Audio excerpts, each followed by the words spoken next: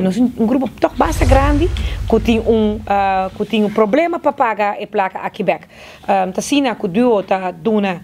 não deve tá passei para deurwaarder ou randa reparar que não tá bora pagar tem prome petição que randa manda na hobing não tá passei para deurwaarder tá na Corsau.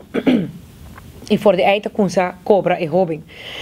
Door que não tem regra na Corsau, mas que tem na Holanda, o máximo que é deurwaarde para cobra, se é para boete, se é para rente, hopi abuso te worden cometido. E tanto na Corsau como na Aruba, nós atracan de bel de reunião na IPCO. E Corsau já para mais anos que está brincando é parte aqui e não a agora que duo Bini Bichitana Stichting Studiefinanciering Curaçao invitar duo a Bini verdade e último dia que estava na Corsau e a papi com mais hobby mas na Corsau está mais de 5.000 hobby tá ex-estudante que deve duo ainda de qual, se me não equivocar, 68% tem problema com paga back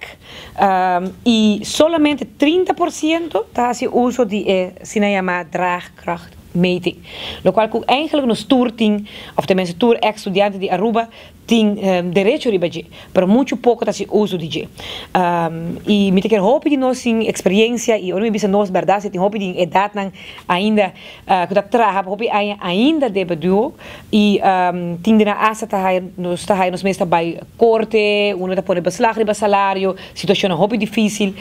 matene de hope não com mandar me mail com chamar-me riba a situação aqui e nós sim pergunta também para duo